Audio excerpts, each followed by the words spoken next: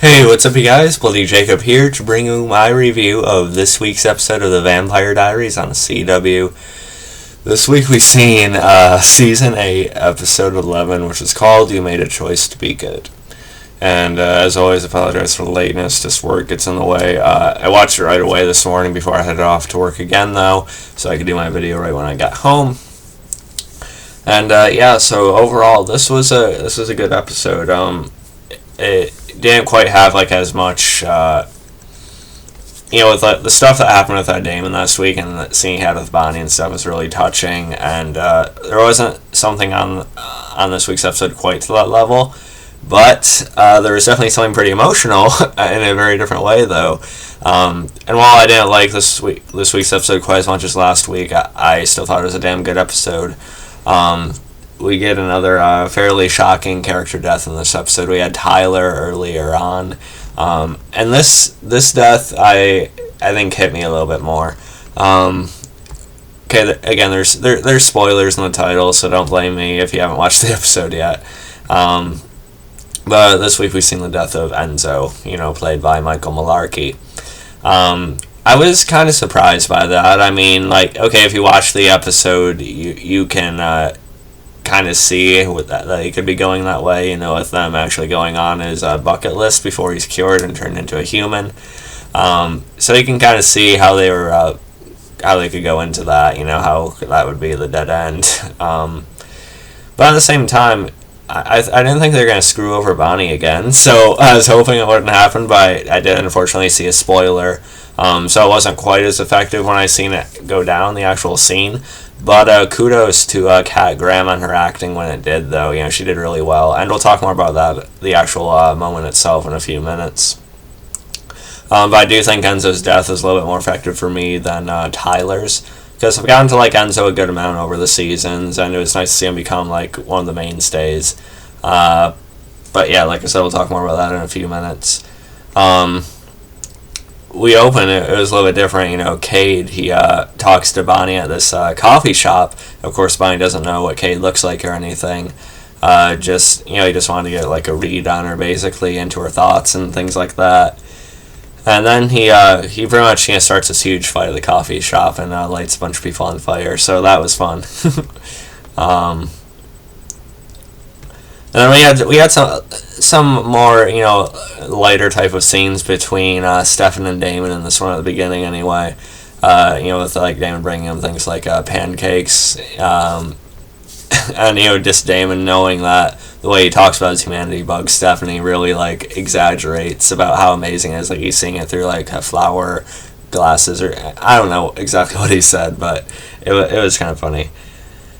And then Matt, he had some conversations with Caroline in this episode. And just when I was trying to accept Matt a little bit more, I'm reminded of why I always found him to be a little bit frustrating and useless.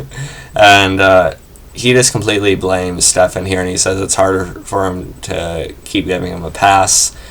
And, that's the thing that bugged me with how they treated Damon earlier this season, how they had the other characters look at him.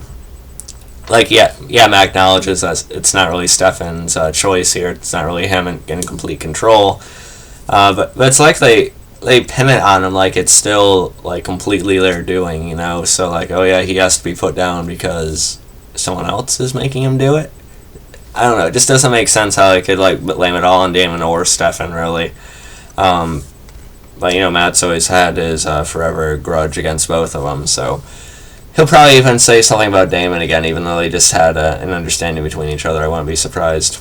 That part was okay. Cade, he frees Stefan, of course, and they're holding him in the basement.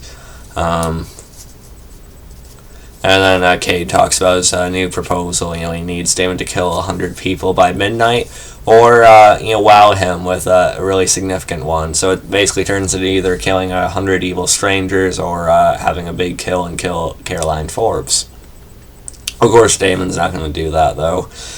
And then we had a somewhat fun scene with Enzo drag racing. That was kind of entertaining to see.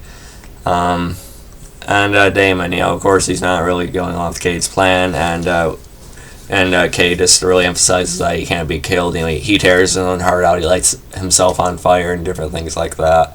Do I think Cade will be killed at some point? Yeah, he will be. I'm guessing there's going to be some kind of like mystical, magical object or something, or some kind of spell, maybe Bonnie. Now that we've seen the way the episode ended. But yeah, Cade's going to be defeated somehow. Could he kill the devil, the king of hell? Maybe, watch Supernatural, even though they haven't really gotten rid of him yet. But anyway, I do think Cade will be put down some way, if not just totally killed. Let's see. I wrote something very small here. Oh yeah, okay. The idea they have now is to use the cure on Cade, which I'm not sure if that would really work either. Because Cade's not a vampire, and I don't know, would a cure for something like that work on the King of Hell? I don't know, like the devil, their version of the devil himself. I don't know. And we know that Elena is being kept in upstate New York, and turns out she has moved to this property of Bonnie's here, coincidentally enough, to put her in more peril and cause other difficulties. I liked, Bonnie opening Elena's casket. Of course, we don't see Nina Dobrev yet. We know we will by the final episode, which I'm very excited for. But Bonnie has to extract some of her blood to get the cure out. And, of course, she's put in a spot. Does she use it on Enzo to finally be happy herself, or does she go with the need she still has to help everyone else and be selfless like that? Enzo encourages her to do that. And this is where we see Stefan. He kills Enzo. Once he gets the property over to someone else, he uses that to throw Enzo out of the house. Then he rips Enzo's heart out and kills him. Bonnie, of course, is completely devastated. She does, however, manage to inject Stefan with the cure, which is kind of an interesting turn on it. I think it should be pretty good to see what comes from that. Stefan, he's probably going to be feeling immensely guilty. I don't think he's going to be like his ripper, dick self anymore, so he's going to have even more weight on his shoulders than ever. I still think one of the Salvatore brothers is probably going to sacrifice themselves, and I don't know. But yeah, and then when we see Bonnie mourning over Enzo's corpse, she has like this psychic blast or something. So I think that was meant to show that she has her powers back now, just because of the pure grief she's going through. That reawakens them in a way, sort of. But yeah, so yeah, Enzo's death. I didn't fully see it coming, but it was obvious once you looked at the whole bucket list thing and stuff like that. Do I think we'll see Enzo again? Probably.